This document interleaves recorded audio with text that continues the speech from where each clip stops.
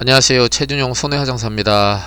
오늘은 그 실무에서 우리가 쉽게 말해서 이제 상해 기여도라고 하는데요.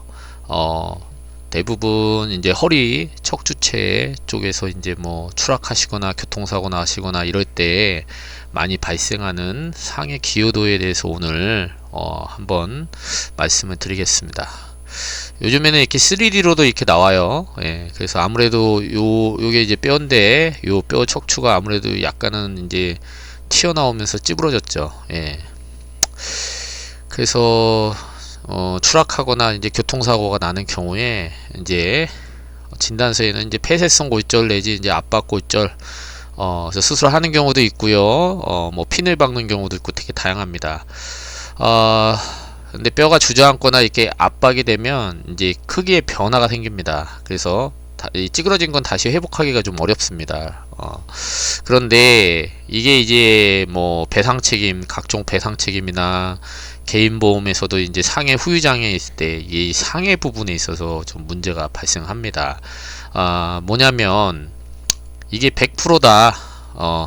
근데 뭐 이러시는 분도 있을 거예요. 아니 무슨 뼈가 충격에 의해서 찌그러지지 뭐 이걸 기여도를 따지냐. 근데 꼭 그렇지가 않습니다. 그래서 관여도 평가는 보시면 되고 예를 들어 이제 1000만원을 이제 이게 100%일 때 준다고 하면 보험회사가 어떻게든 트집을 잡아서요. 예.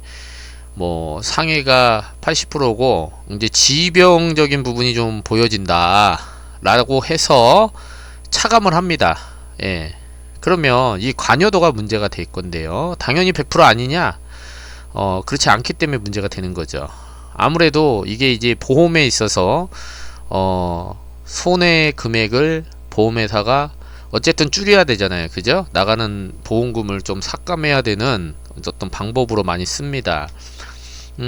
아무래도 이런 거예요. 이제 나이가 좀 있으신 분들이나 이런 분들은 젊은 분들은 좀 빼고 이제 젊어도 이렇게 직업적으로 앉아서 생활을 오래 하시는 사무직이나 트럭 운전기사, 제가 예전에 20대 후반에 계시는 남자분도 한번 해봤는데 이분이 PC방 사장님이더라고요. 그래서 앉아서 이 PC를 오래 하시다 보니까 허리가 운동도 안 하고 이렇게 다 망가져 갖고 거의 뭐 60대 허리다 이렇게 판정이 나서 저도 좀 깜짝 놀랐습니다. 그래서 반드시 나이가 어리다고 튼튼한 건 아니다.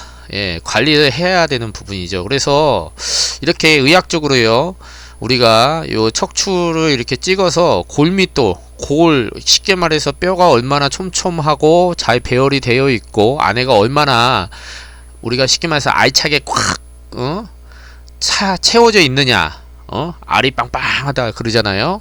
그 골密도가 얼마나 촘촘하냐를 판단하는 겁니다. 그래서 요게 이제 수치로 이렇게 배송이 되는데 그 수치가 2.5가 넘어가면 우리가 이렇게 2.5 오버가 되면 골다공증이 있다고 해서 약을 드셔야 돼요. 그래서 골 감소 1.0만 넘어가도 골 감소로 해서 보험회사가 이 사고 충격에 대한 관여도를 따지고요. 또 이런 경우도 있어요. 이렇게 뭐 딱 육안으로 봤을 때도 엄청 이렇게 충격이 세 보이잖아요. 그죠? 근데 이렇게 살짝 박았는데 허리가 찌그러졌다 이거야. 예. 근데 이런 경우가 무슨 허리가 골절이 됩니까? 이래서 이제 면책 나오는 경우도 있고요. 인정이 안 되는 경우도 있습니다. 근데 우리가 사고가 충격이 큰 것도 직접적 충격이지만 이렇게 생각해 볼게요. 갑자기 급브레이크를 밟으면서 오는 어떤 충격도 있습니다. 이 간접적 충격이라고 그러는데, 그래서 그건 모르는 거예요. 그리고 제가 예전에 해본 경험으로는 트럭이나 이런 것들은 또 차가 튼튼해요. 예. 그래서 웬만한 충격에 이렇게 찌그러지지 않습니다. 그래서 단순하게 이렇게 뭐 파손되는 충격이 사고 관여도가 100%다 이런 건 아니고 케이스 바이 케이스입니다. 그래서 되게 어려워요. 예. 사고 관여도 판정은 의사가 하지만 의사도 사람이기 때문에 자기가 이제 이따 말씀드리겠지만 볼 수 있는 거는 의학적 데이터, 엑스레이나 MRI나 이런 거 보고 사고가 어떻게 됐는지에 대해서 이제 추정을 하면서 이제 적으시는 거거든요. 자, 그런데 이런 이제 자료나 이런 거는 의사가 알 수가 없잖아요. 예, 그래서 그런 것들을 종합적으로 이제 의사 선생님하고 어느 정도 이제 상의를 할 수 있어야 됩니다. 예, 그래서 이런 사진이나 이런 것들도 이제 충격, 그 사고 내용, 이제 추락하고 이런 것들, 뭐 추락하면은 예를 들어서 뭐 3층 높이냐, 뭐 15층 높이냐, 뭐 15층이면 당연히 사람 죽겠죠.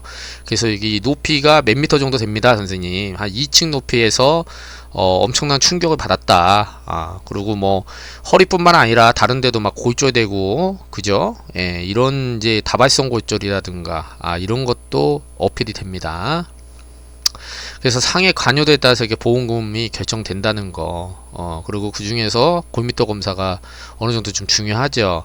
그래서 보험회사는 대부분 의사가 써준 대로 하고 나서 보험회사가 그거에 대해서 이제 좀 깎습니다. 예, 기여도 뭐 지병이 있었고 과거에 뭐 또 사고가 교통사고 말고도 그전에도 여러 군데 사고가 나서 뭐 허리가 좋지 않다라는 등 여러 가지 핑계와 여러 가지 조사를 통해서 압박을 해오죠. 근데 그런 거에 대해서 이제 여러분들이 다 방어를 하셔야 됩니다.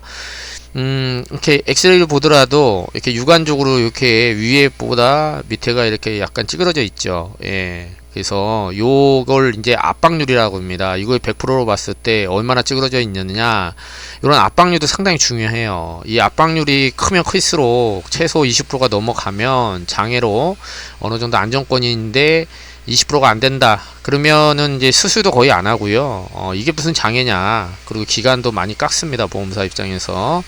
그러니까 수술을 하지 않는 것보다 수술하는 것이 상여 기여도가 이제 높게 나옵니다. 예, 물론 이제 압박 같은 경우에는 이제 압박률도 중요하지만은 특히나 이제 개인 보험에서는 콥스각을 하기 때문에 이제 기울기도 되게 중요한 거고요. 그래서 대부분 이제 MRI나 이런 것들은 이제 수술을 하게 되면 이제 주변에 이제 이런 조직이나 이런 걸 봐야 되기 때문에 의사가 MRI를 찍습니다. 그러면 위에는 이제 검정으로 이제 정상적인 이제 뼈죠. 근데 여기 보시면 여러 가지 이제 충격의 여파로 압박이 되면서 밀도가 높아지죠. 예, 아무래도 이제 두 겹으로 이게 접히다 보니까 그래서 허옇게 나옵니다. 이 뒤에는 이제 신경이에요, 신경. 예. 그래서 이게 앞으로 좀 기울어져 있죠.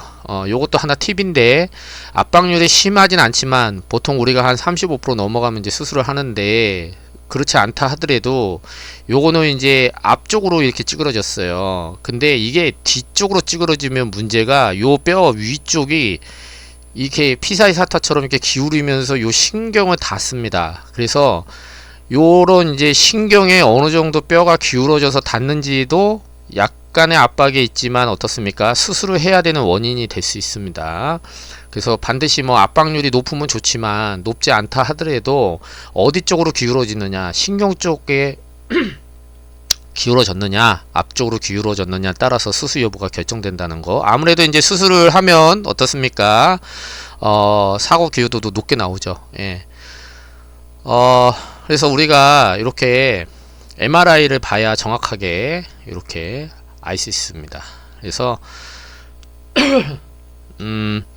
근데 이제 진구성 골절이라든지 이제 뼈 이제 뭐 팔꿈치나 여러 가지도 다발성 골절이라 하지만 이제 뼈 자체가 여러 군데가 이제 조금 압박이 되는 경우 있잖아요. 자, 이런 경우에는 우리가 이제 쉽게 말해서 노동능력 상실로 하는 배상 책임에서는요, 동일 부위라고 해서 제일 높은 거를 인정합니다. 높은 거. 예, 그래서 다발성 골절 같은 경우에는 제일 큰 타격을 받은 곳을 중점적으로 해서 사고 관여도도 따지고, 예, 하지만 제가 왜 이렇게 좋지 않냐, 사고 관여도가 좀 낮게 나오지 않느냐라고 말씀드렸던 건 뭐냐면, 한 곳에 집중하는 것보다 여러 군데다가 돼버리면은 우리가 분산이 되잖아요. 예, 여러분 이제 주식 같은 경우에 이제 몰빵을 하느냐, 아니면은 조금 금액을 쪼개갖고 분산하느냐. 아무래도 분산하게 되면 안정적이긴 하지만 한 번에 큰 돈이 들어오진 않잖아요, 그죠? 그리고 집중적으로 하는 거는 뭐 아니면 도죠. 예, 아무래도 금액대가 크면 그 금액에 따른 몇 프로가 이제 들어오기 때문에, 그래서 다발성 골절 같은 경우도 한 곳에 이제 집중되는 것보다는 아무래도 이제 여러 곳에 분산되는 게 사고 관여도가 이제 퍼지기 때문에 좋지는 않습니다. 하지만 그래도 제일 큰 타격을 받는 곳을 선정해서 장애를 판정한다. 예. 그리고 그 배상 책임은 이제 요거는 이제 팁인데요. 제가 이렇게 해보니까 개인 보험 같은 경우에는 이제 골밀도 검사나 이런 것들을 많이 보고 골밀도가 정상이면 통과, 상해 기여도 100%. 근데 배상 책임 교통사고나 여러 가지 그 배상 책임에서도 골밀도는 이제 보긴 하지만 대부분 이게 뭐 사고 기여도를 갖고 자꾸 깎으려 하진 않아요. 뭐 디스크는 좀 변론으로 하고 허리 디스크는 이제 사고 관여도를 신경 쓰죠, 보험사에서. 근데 압박구조 같은 경우는 아무래도 그 보험금을 이제 개인 보험은 정액으로 얼마 정해진 게 나오기 때문에 그런 것 같고, 배상 책임은 그게 기간에 따라서 한시 1년이냐 2년이냐 3년이냐 이 기간에 따라서 산정되는 금액이 다릅니다. 그래서 차라리 관여도로 하지 않고요, 대부분 이제 기간으로 깎습니다. 예, 그래서 사고 관여도에 대한 거는 아무래도 배상 책임에서는 조금 기본 상해 100%를 다 가져가되 기간으로 이거를 어떻게 보면 관여도가 반영이 돼 있는 거예요. 기간으로 한시 3년 5년인데 뭐 3년으로 깎고 그 2년이냐 5년이냐 이걸 갖고 이제 전문가들이 엄청 싸웁니다. 그래서 진구성 고점이나 다발성 고점 같은 경우에는 아무래도 정상 관여도보다는 조금 낮게 나올 수 있다는 거, 결국에 정리를 하겠습니다. 사고 기여도를 100% 가져가야 되는데 깎이지 않으시려면 골밀도 검사상 정상으로 나와야 되고요.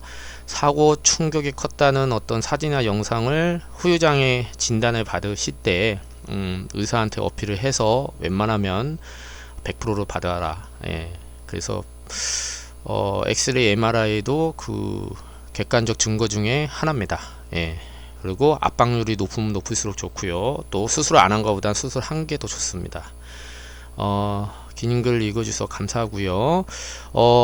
그 장애나 이런 거는 한번 잘못 들어가면 여러분 이제 돌이킬 수가 없기 때문에 그냥 단순히 장애를 어떻게 의사가 알아서 끊어주겠지, 사고 관여도를 아예 의사가 안 해주는 경우도 있어요. 예, 얘기를 안 하면. 그러면 그거는 보험회사가 자기들이 자문을 받아서 사고 기여도가 우리가 봤을 때는 50%로 봅니다 라고 이렇게 먼저 선수를 쳐버리면 뒤에 뒷북 쳐봐야 아무 소용이 없습니다.